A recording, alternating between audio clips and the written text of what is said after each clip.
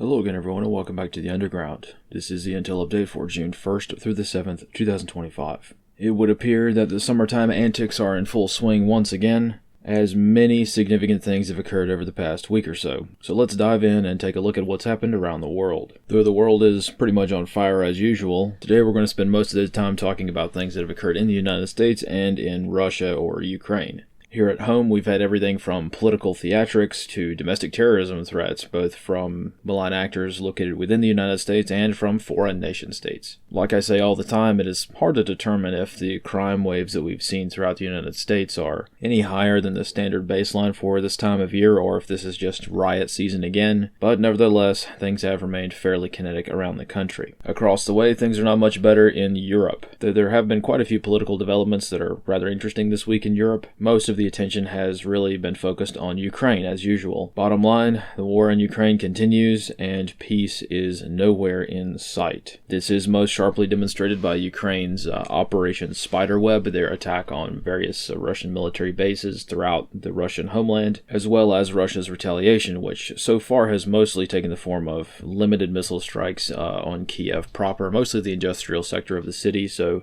sources are dubious at best. This is the Ukraine war, right? And misinformation and propaganda is a huge part. It's a huge tool used by both sides. So it's hard to figure out what's actually going on. This is not the first few weeks of the war where, before the propaganda machines got spun up. So, we're kind of here at the late stage propaganda kind of situation. So it's hard to figure out exactly what's going on. However, Russia has struck a few targets in Kiev, mostly in the industrial sector, factories, military sites, things like that. But it hasn't really been the big one that everyone's kind of expecting from Russia with regards to their response for Ukraine's attack, right? So if we recall, the last time Ukraine made significant gains, such as their foray in Kursk, the Kursk offensive, Russia launched an IRBM, so Russia launching a few cruise missiles and a few short-range ballistic missiles here and there, that's not really proportionate to what Ukraine did to them with this sneak attack. So definitely keep an eye on this. I'm definitely going to be watching out to see what Russia's proper response is going to be. They may not do anything more than this, but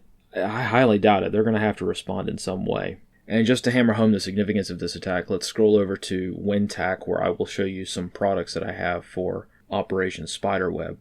Alright, so here we are on the map. So I know that this may look a little bit different for some of you out there who are used to my ArcGIS maps. This is not ArcGIS. Many of you may recognize this as WinTAC. So this is the Windows version of ATAC, or the TAC ecosystem now. I know I'm getting a little bit ahead of myself by introducing a new thing without kind of any explanation. However, I did want to use WinTAC today to illustrate what's going on in Russia because a kind viewer submitted a data package for me.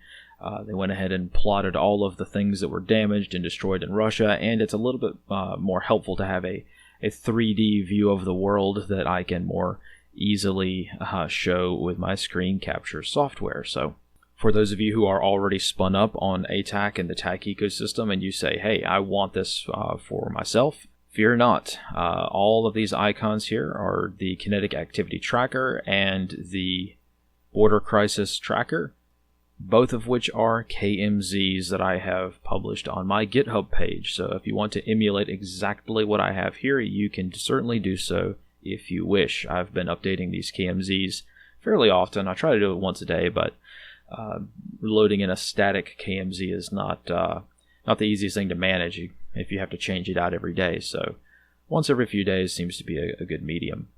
But today we're not talking ATAC. Today we are talking Russia. So let's go over here to the European continent and see what is going on. As we can see, a lot of these locations that have been attacked, key military bases, key airfields, deep inside Russia's interior have been attacked. This is a pretty big deal. A lot of people may not understand the significance of this, but I'm sure many a white paper will be written by a junior lieutenant all throughout the U.S. military on this topic. So give it some time and you'll definitely see some stuff being written about this. For now, though, the very wavetop level is understanding that because Ukraine has cracked open this can, now we have a whole lot of concerns that we've always had these concerns, but they've largely just been theoretical. So the reason that these bases were chosen is, if you'll notice, that they're roughly around the same latitude. Well, why is this? Well, because of Russia's defense doctrine, which is kind of interesting. So just dipping our toes slightly into a little bit of Cold War history to understand why this is so important. Russia is a very special country, much like the United States in many ways. In the United States, the reason why we have a comparatively easy time with territorial defense is largely because of these two things right here, the large Pacific Ocean and the large Atlantic Ocean, and also the Arctic. That is very, very hard for armies to march their way through. So the United States, compared to, say, I don't know, most of Europe, it's very, very hard for an adversary to just suddenly appear on our borders and want to cause a ruckus, right? Well, Russia is very similar in that while she doesn't have large oceans to protect herself from any adversaries that may seek to cause problems for the homeland, Russia does have a lot of space to play with. We all know the classic phrase, right? The classic blunder, never get involved in a land war in Asia. And the reason for that phrase is, well, many reasons, but it also applies to Russia. So what does this Ukrainian attack really mean? Well, look at where these attacks took place. They took place thousands of miles in some cases, all the way on the other side of the earth from Ukraine. Now, is this because Ukraine has some kind of super secret long-range weapon? No, they were just able to get spies in, probably through Kazakhstan, and they were able to make their way to their targets. And this was a very big secret squirrel operation, right? So it's not like Ukraine launched a cruise missile from Ukraine and it struck, way over here in the Pacific. No, they were able to have a fairly large intelligence victory. Now, Ukraine is most certainly celebrating this victory, and of course they will. I don't blame them for doing so. Here's the problem, though.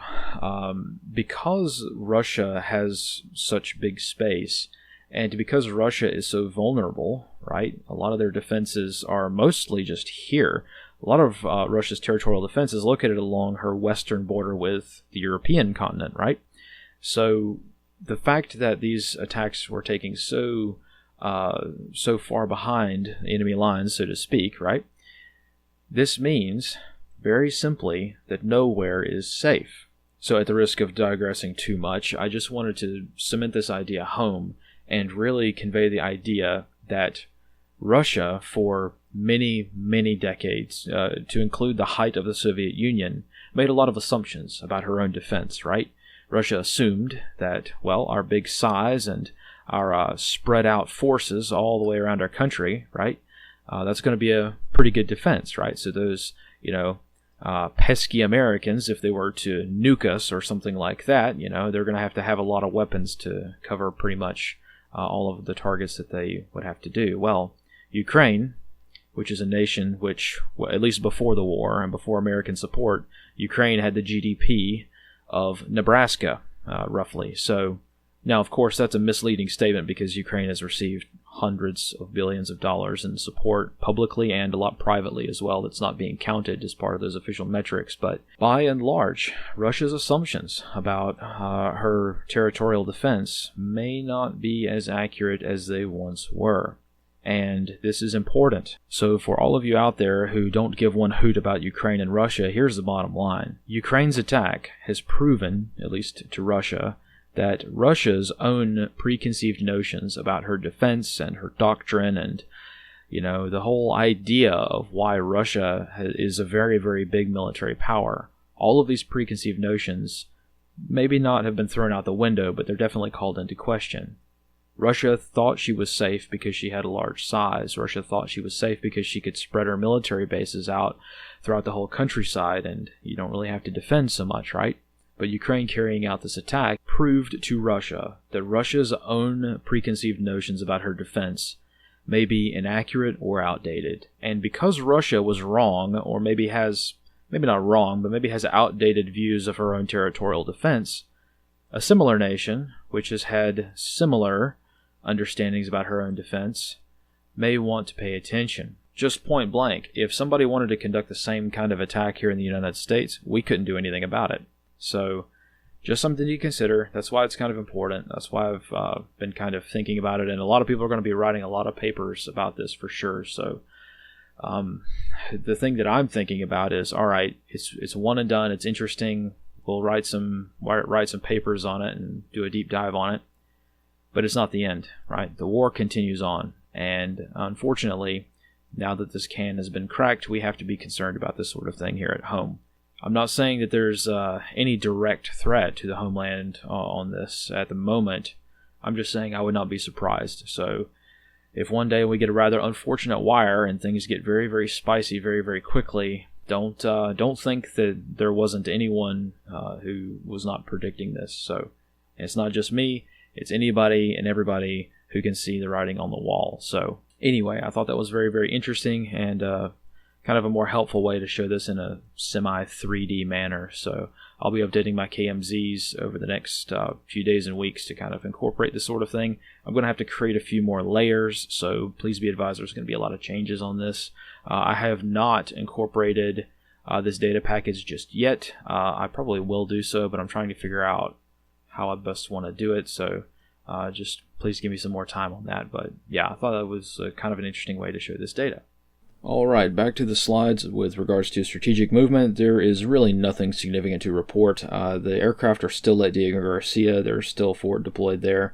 Construction on various airfields still continues in the Pacific. All the carriers that were underway last week are still underway, and it's really pretty much the status quo. This, of course, is not too meaningful of information, honestly, because it tends to lull people into a false sense of security by thinking, we're not deploying any carriers or, ARGs or anywhere.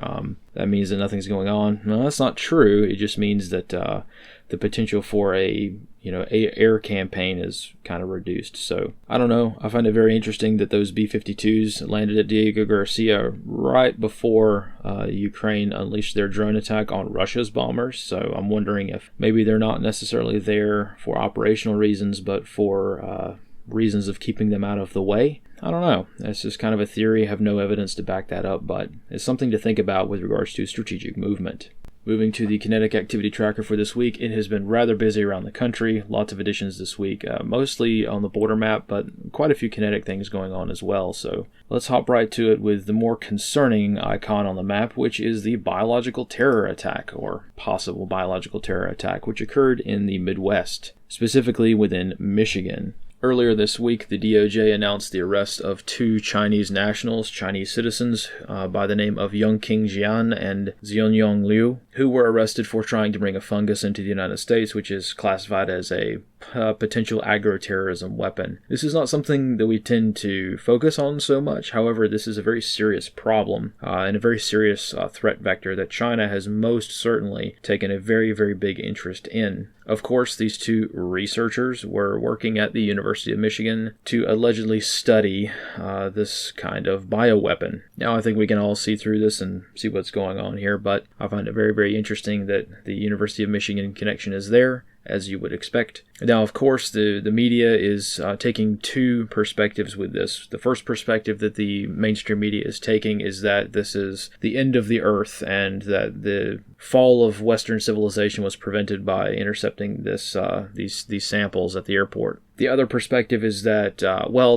this substance appears naturally in the wild pretty much everywhere in America, so it's no big deal. As we probably can guess, the truth is somewhere in between these two extremes. This is absolutely not like anthrax or anything. It's not something that severe. However, it is a problem when you've got two card-carrying members of the Chinese Communist Party who signed a letter, I think in 2022, pledging allegiance to the People's Republic of China. That's a problem when they're handling things that are classified as potential agroterrorism agents. One thing that not a lot of people have remarked on is the timing of this. These individuals were arrested earlier this week. However, the crime took place last year. Almost a year went by between when their samples were intercepted and they were detained at the airport for these substances and when they were arrested.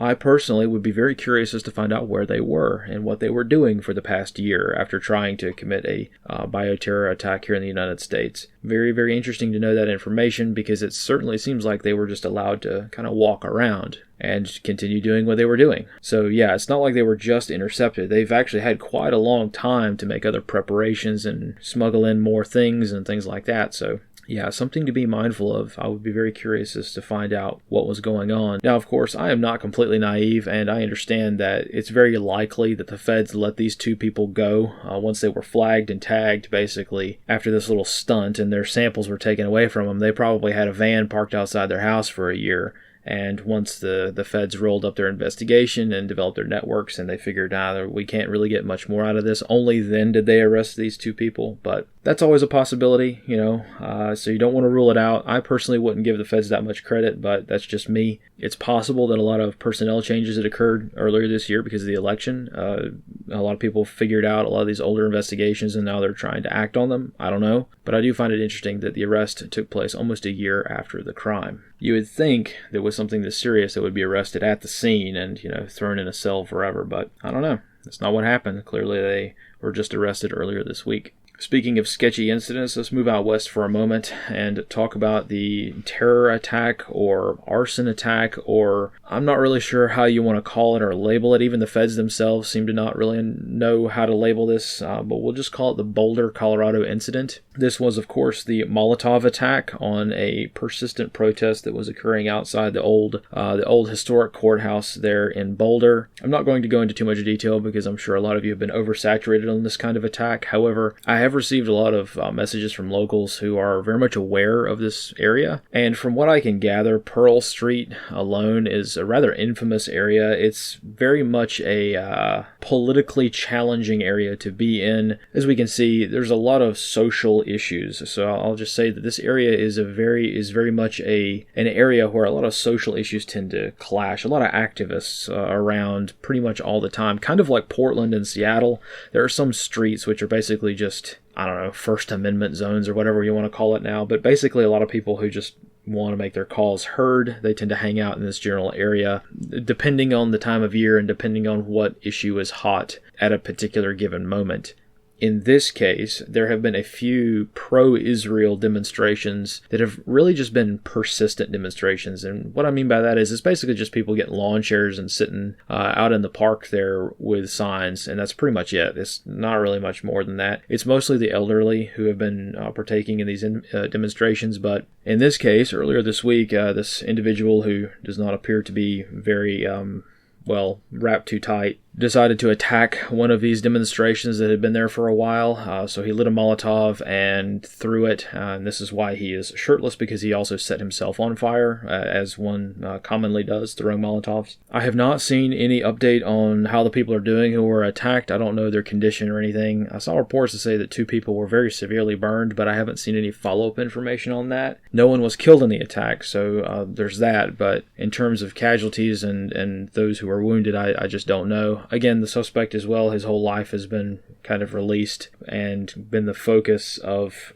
mainstream media as well as authorities, so I'm not going to go into too much detail on that. But again, it's just a kind of constant reminder that as summertime comes, these persistent demonstrations, people who have a lot of free time on their hand to kind of demonstrate their whatever cause they wish to put out there, they're going to be out on street corners, and because of this, you're going to have more risk, right? In this case, the closure area here, as you can see, the evacuation zone lasted for over 24 hours. So I thought that was very, very interesting, and I think the local authorities were trying to keep demonstrations from clashing again. So they basically just kept everybody out of that area for a couple of days. It wasn't just a few hours; it was several days, and this evacuation zone eventually shrunk down and was canceled, but still. You may find that because a couple of groups protesting issues you've probably never even heard of, because they decided to have a battle royale in the street, you may find that the city center of a particular area is closed down for a while. Just something to keep in mind as we move forward into the summer. In the exact same vein, as I am recording this morning, there are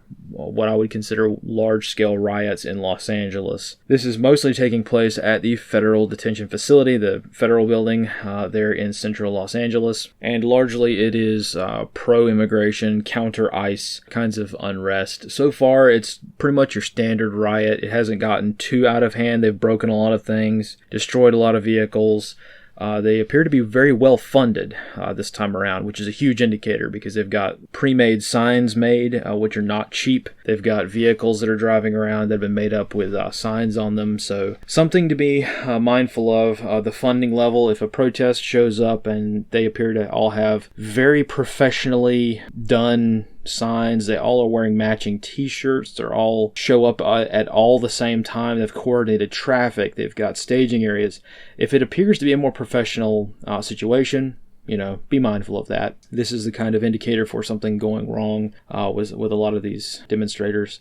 I know a lot of people will be quick to point out that a lot of these protesters are paid. I can't verify that for sure. I don't know if anybody can really. It makes perfect sense, but at the end of the day, I'm thinking more tactically on the ground. It doesn't matter if a person's paid or not. If you get hit in the face with a brick, it's going to be a bad day for you. So just please be mindful of the civil unrest going on throughout Los Angeles today and throughout the weekend. Also, something to be aware of, please be on the lookout for this individual up in the Washington State area. This is one Travis Decker. He is the lead suspect in the very gruesome murder of his 3 children at the Rock Island campground just east of Seattle, just west of Leavenworth. I've been following this one personally because unlike a lot of the other gruesome murders around the country, at least for the first day or so of the manhunt for this individual, there was a decently good chance that he might be discovered. He left his vehicle at the murder site, and it's assessed that he was on foot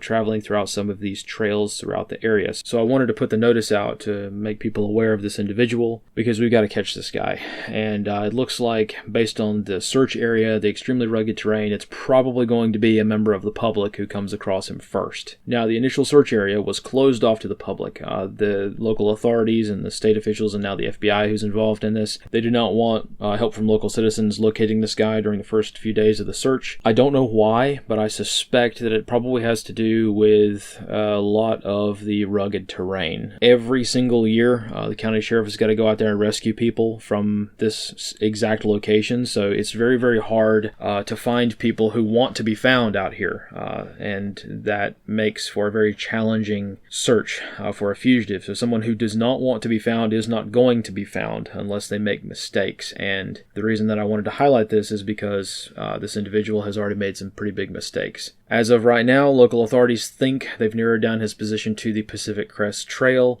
so he could have gone north or south up and down that trail. It's hard to say. There's nothing in the public view that indicates which direction he went. I can say the PCT intersects a lot of other trails in this area, so if he is truly a fugitive, he's probably going to be using these trails as handrails more rather than just walking down the trail. He could also be prepared. He could have cached supplies. He could also be out of the country by now. Enough time has passed to where he could be long gone. But local authorities seem rather adamant, and I don't know why, but I suspect it has to do with the intelligence they have. Local authorities seem rather adamant that he is still in the local area. So, since this trail and the parks in this general area are about to get the flood of people into them for recreational purposes, a lot of backpackers start moving into this area this time of year. Please be on the lookout in case you find this individual alive or deceased. So, I know a rather gruesome end for the day, but that's pretty much all I have. Let's go ahead and wrap things up with the intercepted GhostNet reports. And this week was a very fascinating GhostNet session because right at the time that Russia launched her counterattack against Ukraine, at least with regards to the precursor attacks like the missiles striking Kiev, that occurred during the GhostNet window. So people were talking back and forth about these missiles being launched all in an off-grid manner. So I think that's a very fascinating development. I think that's very good to see. It's very interesting to see information being exchanged on geopolitical issues around the world via HF radio in a way that cannot be censored. In case somebody gets upset and turns off Starlink, in case some malign actor wants to take down a cell tower in your area, you can still get world news through HF or shortwave radio. So once again, thank you guys for contributing to this GhostNet project. It is really all of you who contribute to this that make it a great thing. And once I get a few other projects out of the way, I plan to make it a lot better. So That's pretty much all I have for today. Here are the sources as usual. Again, links are on my Obsidian page. The KMLs and KMZs for most of what I've talked about today are already available on my GitHub page. And all of my other mapping products are, of course, in the description box below. So thank you all for watching, and thank you for all of your support, and I will see you next time. And as always, fight in the shade.